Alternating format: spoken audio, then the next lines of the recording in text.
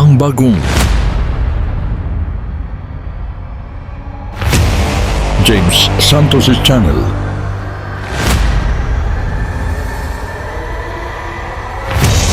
Bagong tema, bagong boses, may komentaryo ng Iglesia ni Cristo.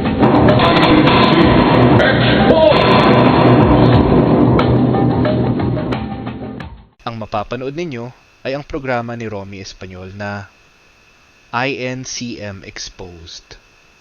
Halina at atin ng panoorin.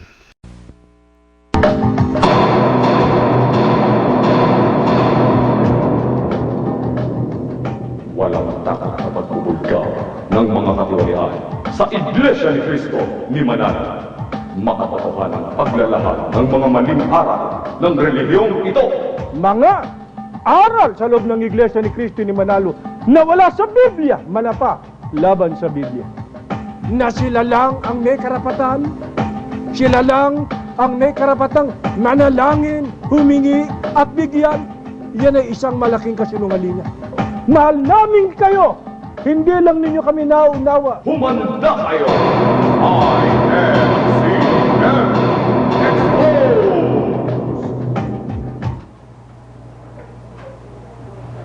Muli po isang magandang gabi mga kababayan sa Kapuluang Pilipinas at minsan pa'y nagbibigay galang po kami sa mga dati kong kasamahan sa loob ng Iglesia ni Cristo ni Manalo.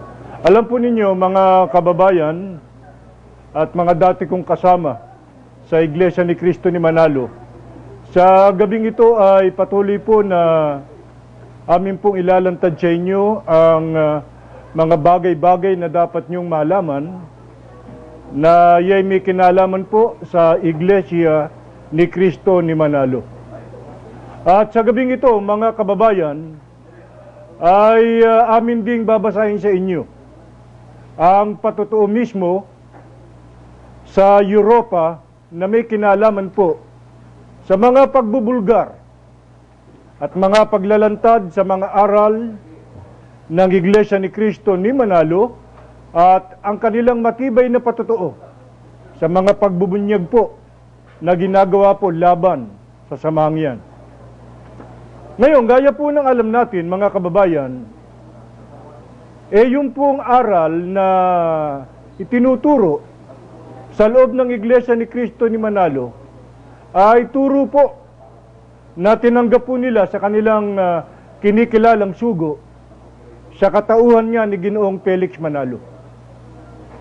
At yung mga aral na yan, mga doktrina, ay patuloy po na itinuturo naman ngayon ng mga ministro sa Iglesia ni Cristo ni Manalo. Pero meron po kayong bagay na dapat malaman, mga kababayan, na may kinalaman po kung kanino mula, kung kanino po galing. Yang mga aral na yan na itinuturo sa loob ng Iglesia ni Cristo ni Manalo. Kailangan po malaman nyo yan. Kanino po ba galing yan? May kinalaman po ba ang Diyos diyan? Yan po ba'y turo na mula sa ating Panginoong Jesucristo o kaya'y turo na mula sa mga apostol? Makinig po kayong mabuti, maaring magulat po kayo sa aming ibubunyag sa inyo. Ngunit, ang katotohanan ito hindi po namin pwedeng ilihim o itago, lalo na sa kaalaman ng bumubuo sa samang Iglesia ni Cristo ni Manalo. Gaya po ng nalalaman natin, mga kababayan, ito pong kinikilalang sugo ng Iglesia ni Cristo ni Manalo ay napaniwala po sila ng kanilang sugo na itong si Ginoong Felix Manalo ay sugo kuno ng Diyos. At yung katuruang yun, tinanggap naman ng maraming tao. Let's face it, talagang marami pong tumanggap at kumilala na di umano si Ginoong Felix Manalo ay sugo ng Diyos. Marami pong naniwala at maraming napaniwala. Mga kababayan, ang katunayan malaki ang pagdakila nila kay Ginoong Manalo. Hindi lamang kinikilalang siya'y tanging sugo, kundi Siya po'y kinikilalang anghel, mga kababayan. Pero nalalaman kaya ng mga iglesia ni Kristo, ni Manalo, itong aral na ito na itinuro sa kanila ng kanilang kinikilalang sugo at ngayon itinuturo naman ng mga iglesia, ng mga tagapagturo ng iglesia ni Kristo ni Manalo? Mahalaga pong malaman nyo yan. Kasi kung di ba naman sugo, bakit maraming tumanggap? Kung di ba naman anya sugo, si kapatid na Felix Manalo, bakit maraming tumanggap at kumilala sa mga aral na kanyang iniaaral? Alam nyo mga kababayan, hindi po ko mo tinanggap ang aral ng isang nangangaral, katunayan nyo na sisugo na nga ng Diyos. Mali po yung paniniwalang yun. Ang totoo po, maging si Satanas, maraming tumanggap sa kanya. Kaya meron pang samahan na kung tawagin, Church of Satan. Pero ang kahulugan ba nu'y sa Diyos sila? Hindi po. Kaya wag po ninyong gagawing barometro na komo tinanggap ng maraming tao si Ginoong Felix Manalo at yung kunikan niyang kaalalan ay tunay nga sugo. Mga kababayan, kailangan sa Biblia tayo sumangguni. Paano po ba natin malalaman, mga kababayan, kung ang nangangaral ay tunay na sugo ng Diyos? Yung kanyang aral na itinuturo, kanino po galing? Yan ang dapat nating alamin. Magpasimula po tayo, mga kababayan, at gusto po muna naming basahin sa inyo itong pahayag po mula sa Biblia para wag po tayong maligaw. Akala nila marami anyang tumanggap kay Ginoong Manalo, di sugo. Mali! Ito ang tama, nasa Biblia. Dito po sa 1, ay malalaman po natin sa Kapitulo 7, talatang 16 hanggang 17, ang ikakikilala sa tunay na sugo ng taglay na aral ay mula sa Diyos. Ito po ang katunayan. Sinagot nga sila ni Jesus at sinabi, ang turo ko ay hindi akin, kundi doon sa nagsugo sa akin. Kung ang sinumang tao'y nag-iibig gumawa ng kanyang kalooban, ay makikilala niya ang turo. Kung ito'y sa Diyos, o kung ako'y nagsasalita na mula sa aking sarili. Ayon po sa Biblia. Hindi yung ayon sa akala, paniniwala, palagay ng tao, gaya ng sinasabi ng mga kaanib sa Iglesia ni Kristo ni Manalo. Kung di ba tunay na sugo, ba't maraming tumanggap kay Binoong Manalo? Mali po barometro nyo. Ang tunay na paraan para makilala ang tunay na sugo ng Diyos, Biblia. Ano po ang katunayan? Maliwanag po, nabasa natin mga kababayan. Sabi nga ng ating Panginoon, ang turo ko, hindi akin, kundi doon sa nagsugo sa akin. Kaya makikilala yung tunay na sugo doon sa turo, sa aral na kanyang itinuturo sa tao. Pagkasugo, kanino po mula? Mula po sa Diyos.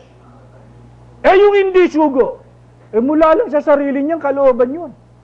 Ang itinuturo niya mula sa kanyang sarili at hindi po mula sa Diyos.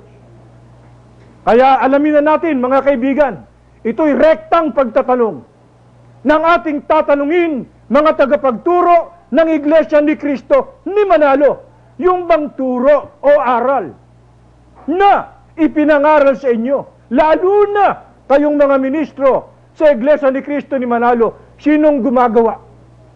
Kanino mula yung mga aral na itinuro sa mga ministro ng Iglesia ni Kristo ni Manalo? Mula ba sa Diyos? Mula ba kay Kristo? Mula ba sa mga apostol? Kaya sumipi po kami mula po sa babasahing pasugo ng Iglesia ni Kristo ni Manalo. Ganito po ating mababasa pasugo, Mayo 1961, pahina 4. Pansinin nyo. At sino nga ba ang gumagawa ng mga leksyong itinuturo ng mga ministro? Maging sa pagsamba, mga doktrina, o mga propaganda. Ang kapatid na Felix Manalo. Alinsunod po mismo sa mga tagapagturo ng Iglesia ni Cristo ni Manalo, kanino galing? Kanino mula? O sino pong gumagawa ng mga leksyon, mga aral na itinuturo ng mga ministro ng Iglesia ni Cristo ni Manalo? Aminado po sila. Yun daw gumagawa ng leksyon na itinuturo ng mga ministro sa pagsamba, maging sa kanilang pagdudoktrina at sa kanilang mga pulong propaganda, si kapatid na Felix Manalo ang gumagawa. Malabo ba yan, mga kababayan? Maliwanag, mga kababayan, si Felix Manalo ang gumagawa. Baka naman sabihin, lalo na, itong mga tagapagturo na Iglesia ni Cristo ni Manalo, mahilig yan yung hawak mo ni, humahalugpos pa. Baka sabihin nila, yung ginawa niyang leksyon, aba, sa udyok ng Espiritu Santo, hindi siya nag-iisa. Ganyan magpandali ang mga ministro. Sa Iglesia ni Cristo ni Manalo, hawak mo na sa leeg, nagpipilit pang kumawala. Maliwanag ang gumagawa ang kanilang kapatid na Felix Manalo. Anong sasabihin ngayon ng mga yan? Siya nga gumagawa, pero may kasamang gumagawa. Sa udyok ng Espiritu Santo. Totoo ba yun? Pasugo pa rin. Mayo 1963, pahina 27. Tingnan natin. Baka naman siya nga gumagawa, pero may kasama. Baka naman sa udyok ng Espiritu Santo habang ginagawa niya yung leksyon. Tingnan natin. Pasugo, Mayo 1963, pahina 27. Kaya't sa katuparan ng hula, ang lahat ng mga itinuturo ng mga ministro sa Iglesia ni Cristo sa mga pagsamba, sa mga doktrina, sa mga pamamahayag sa gitna ng bayan, pansinin nyo, ay si kapatid na Felix Manalo lamang ang bumabalangkas at nagtuturo sa kanila. Si kapatid na Manalo ba nila? Habang gumagawa ng leksyon, may kasama? Udyok ng Espiritu Santo? May maluwanag ang pagtatapat nila. Lahat ng itinuturo na mga aral sa pagsamba, sa doktrina, sa kanilang mga pamamahayag, sa gitna ng bayan, ano ang kanilang sabi? Ang gumagawa niyan, ang bumabalangkas niyan, ay si kapatid na Felix Manalo lamang. Solamente, walang kasama. At hindi ayon sa udyok ng Espiritu Santo. Kaya mali yung kanyang mga palusot ng Iglesia ni Cristo ni Manalo, yung mga tagapagturo dyan. Humarap kayo sa katotohanan, sapagkat hindi nyo kayang takasan ang katotohanan ito. Na yung itinuturo ninyo sa inyong pagsamba, sa doktrina, sa pulong propaganda, maliwanag ang pahayag nyo. Ang gumagawa niyan ay si Felix Manalo lamang. Kaya wala kayong lusot Hindi nyo pwedeng sabing, siya nga gumagawa, pero may udyok, may kasama. Mali. Aminado kayo. Ang gumagawa niyan, si Felix Manalo lamang. Ngayon, alam po ba ninyo sa Europa? Ay meron silang matibay na patotoo na may kinalaman dito sa pagbubunyag na ginagawa laban sa Iglesia ni Cristo ni Manalo. Ano ang kanilang matibay na patotoo? Mula po dito sa isang babasahin, Chiesa di Cristo del Nord. Ito po ay care of Box 54, Via Martiniti, 15 Milano, Italy. Sa Italia po ito, sa Milan. Tingnan nyo ang kanilang patotoo. Ito'y ugnay sa Iglesia ni Cristo, patindi ng patindi. Ang pagpuna sa kanilang reliyon, hindi nila kayang tutulan ang ginagawang pagsisiwalat.